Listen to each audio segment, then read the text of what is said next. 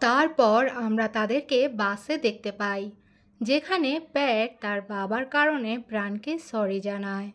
তো প্রাণ বলে এতে তার কোনো দোষ নেই।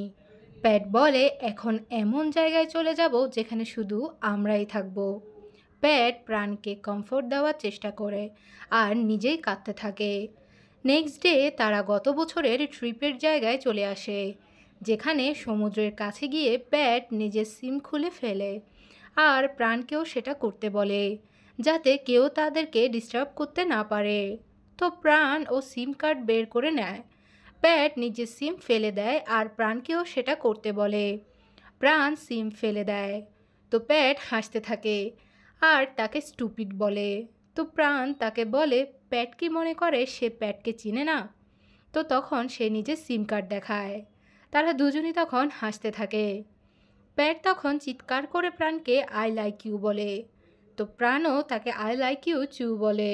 এরপর তারা যাওয়ার সময় আঙ্কেল ডংকে দেখে হেলো বলে। আঙ্কেল তাদেরকে চিনতে না পারলে তারা পরিচয় দেয় আর এখানে ভ্যাকেশনে এসেছে বলে জানায়। আঙ্কেল বলে তাহলে তোমাদের ব্যাগ কোথায়? প্রাণ বলে কিছু সমস্যা হয়েছে, তাই তারা এখানে এসেছে। আঙ্কেল বলে সে বুঝতে পেরেছে টিনেজাররা বিচে কেন এসেছে। আঙ্কেল ডং তাদেরকে নিজের বাসায় থাকার এবং খাওয়ার ব্যবস্থা করে দেয়। তারা খেতে বসলে জুনিয়র খাবার নিয়ে আলাদা বসে। তো তারা এ বিষয়ে জানতে চাইলে আঙ্কেল জানায় জুনিয়রের মা তাকে ব্যাংকক নিতে চায়, কিন্তু সে সেখানে যেতে চায় না। তারা তখন আঙ্কেলকে সব ঠিক হয়ে যাবে বলে সান্ত্বনা দেয়। আঙ্কেল তাদেরকে থাকার জন্য রুম দেয় আর তার পরিবর্তে সকালে জলদি উঠে ফিশিং করতে হবে বলে জানায়। তারা তাকে ওকে বলে আর তিনি সেখান থেকে চলে যায়। প্রাণ বেডে শুয়ে পড়লে প্যাট বলে প্রাণের কাছে কি এনার্জি আছে অন্য কিছু করার জন্য? প্যাট প্রাণের কোলে মাথা রেখে বলে তার মনে হচ্ছে তারা হানিমুনে এসেছে। তো প্রাণ বলে তাদের মা বাবা কি তাদেরকে খুঁজছে না? প্যাট বলে চলো একটা গেম খেলি, যে আগে মা বাবার নাম নেবে সে হেরে যাবে। প্রাণ তার সাথে ডিল করে নেয় আর বলে তোমার মাথা অনেক ভারী। তো প্যাট বলে সেটা তো হবেই, কারণ সেখানে তুমি যে থাকো। নেক্সট মর্নিং তারা ফিশিংয়ের জন্য যায়। তারা মাছ ধরতে পেরে অনেক খুশি হয়ে যায়। সব ফিশ ফিশারম্যানকে দিয়ে তারা একটা ফিশ সেখান থেকে নিয়ে আসে কুক করার জন্য। প্যাট ফিশ ক্লিন করতে পারছিল না, তো প্রাণ সেটা করতে থাকে। জুনিয়র তখন বলে সে কি রান্না জানে না? প্যাট বলে না, কারণ তার বয়ফ্রেন্ড অলওয়েজ তার জন্য সেটা করে। এরপর তারা তিনজন একসাথে কুকিং করতে থাকে, যেখানে প্যাট প্রাণের বানানো সস টেস্ট করতে চায় আর জিজ্ঞেস করে সেটা স্পাইসি কিনা। প্রাণ বলে সে জানে প্যাট স্পাইসি খাবার খেতে পারে না। তো প্যাট সেটা টেস্ট করেই চিৎকার করে পাগলের মতো বিহেভ করতে থাকে। খাবার খাওয়ার পর প্যাট প্রাণকে সং প্লে করার জন্য রিকোয়েস্ট করে। তো প্রাণ গিটার প্লে করতে করতে একটা গান গায়, যেটা পেছন থেকে আঙ্কেল দেখছিল।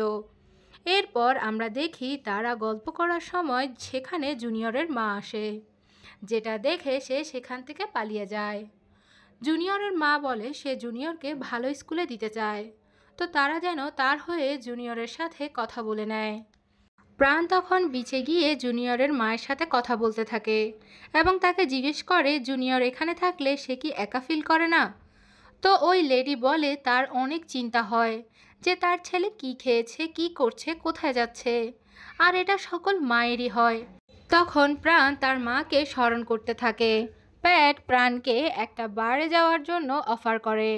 প্রাণ সেখানে গিয়ে বলে এটা দেখতে বারের মতো লাগছে না। তারা ভেতরে গিয়ে বলে তারা জবের জন্য এসেছে। তারা 1 ঘন্টার জন্য কাজ করে, যার ফলে তারা 2 গ্লাস বিয়ার খেতে পায়। তো তারা দুজন একসাথে ড্রিঙ্কস করে। নেক্সট ডে প্রাণ তার মাকে মিস করায় ফোনে সিম ইনস্টল করতে চাইলে প্যাট এসে জানায় তারা বারে পার্মানেন্ট জব পেয়ে গিয়েছে।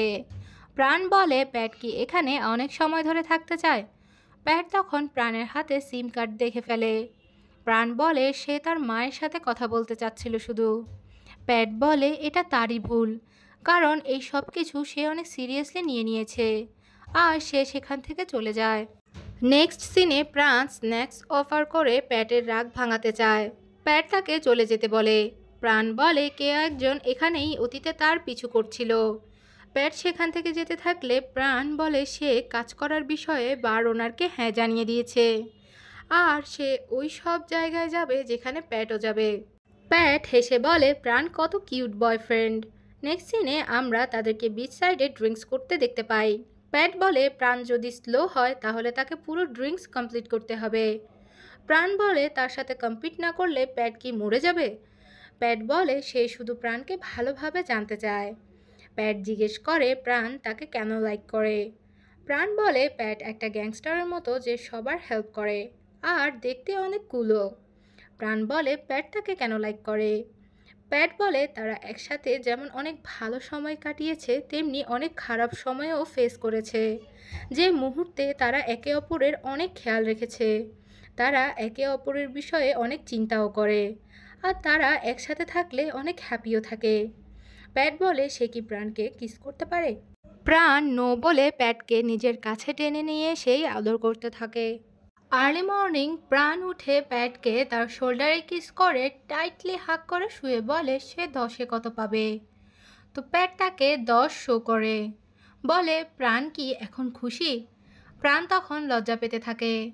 সকালে উঠে প্যাট প্রাণকে দেখতে না পেয়ে তাকে খুঁজতে থাকে। এরপর সে তাকে বাইরে বসে গিটার প্লে করতে দেখতে পায়। পরবর্তী সিনে আমরা জুনিয়রকে তাদের থেকে বিদায় নিতে দেখতে পাই। জুনিয়র সবাইকে বিদায় জানিয়ে তার মায়ের সাথে চলে যায়।